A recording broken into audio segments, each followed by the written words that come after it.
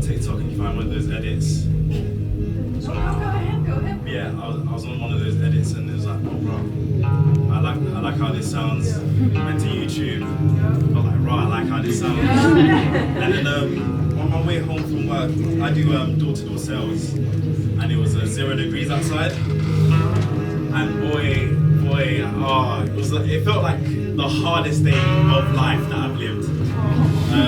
But I made it through, and this is what we use for work. We call it a callback tracker, and you do your numbers on your doors. I guess most of you don't really like. I don't know if you care or not, but on the way back on the train, I heard this, and I was like, bro, I need to write something. I feel like I should write something. And then I wrote this little piece on the back, and yeah, it's been a journey when it comes to this writing thing. It's my second time ever.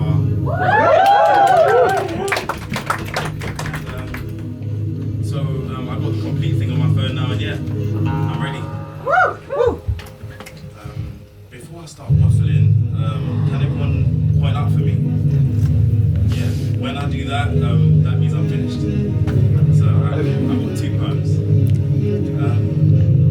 I'll first read to you the introduction of a book called The 5 Dysfunctions of a Team. Not finance, not strategy, not technology.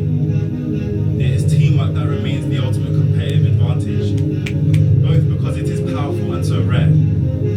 A friend of mine, the founder of a company that grew to $1 billion in an annual revenue, best expressed the power of teamwork when he once told me, if you can get all the people in an organization rowing in the same direction, you can dominate any industry in any market against any competition at any time. And I guess that's what I'm doing now. Because I feel so safe just being in my room and writing, and I guess being in there, coming out here to things like this really helps.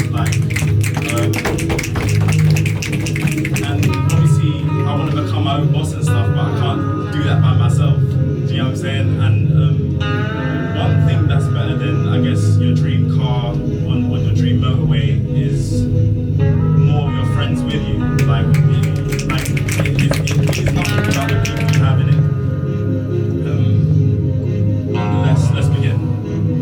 Thank you to my dad for teaching me the value in working for free, and to my mum for always believing in me. From before I could remember, I've always wanted to be a YouTuber, more specifically a gamer, and as I got older, this dream was crushed. I love God's work. Whenever I ran away from my pain towards what I thought was love, I found my pain was running towards me and I was running away from love.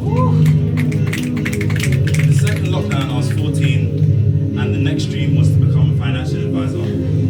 This dream was also crushed. FYI, I hated school at the time, not being at school, stuff like that. Then there was poetry, writing, spoken word, then acting, then modeling, then boxing, even to become president. So anything I could find to keep me busy besides getting a job. Worked my first job at a trampoline park, and I was 16 to say the least. I didn't turn up on time. After another year and another year of avoiding work, I applied for uni and landed a job doing sales. No qualifications required, that's all I needed to hear. Little did I know, this was a door-to-door sales role. Gave it a go and came to find that I was quite good at it. Talking to people, swallowing rejection, and earning my keep. Hunting, killing what I eat. Making more money than I'd ever made as well. Meeting more people and going to more places than I'd ever seen. This is how I came about mastering sales and recruitment. Now I'm employing and teaching others to do the same. When work becomes really fun, it's because you're doing what you want to do. It might not be when you want to do it, but it's especially fun when you're doing it with the people you want to do it with. After doing this for a while, you come to realize freedom is what dreams are made of, and discipline is where freedom lives. Yes, freedom isn't something you get by working for someone else, but by allowing that someone to teach you how to find it for yourself. And what better way to learn than from someone that's done it for themselves?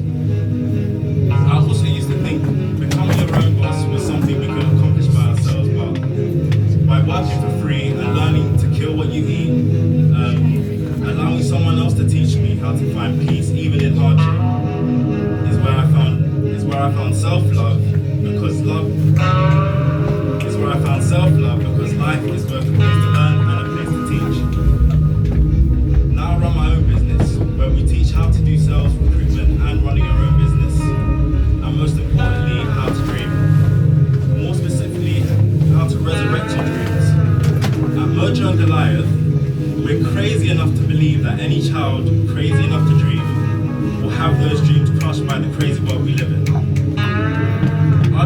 resurrect our dreams, and for as many people as possible, this is where we begin in changing the world for the better.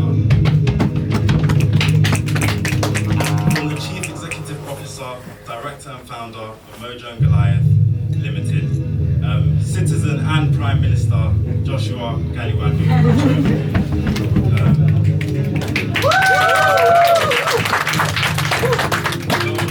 My mouth has never got so dry so quickly. Yeah, I feel like we need an intermission like right now.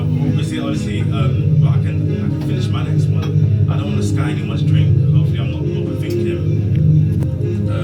But that was the first poem. The one I actually wrote on the back of that card is the one I'm gonna do now. Let me. Hopefully that works. She was. That's the poem. Two words that signify that maybe we should leave the past where she lies. Otherwise, I'll spend my entire life looking for someone I'll never find. So I guess she was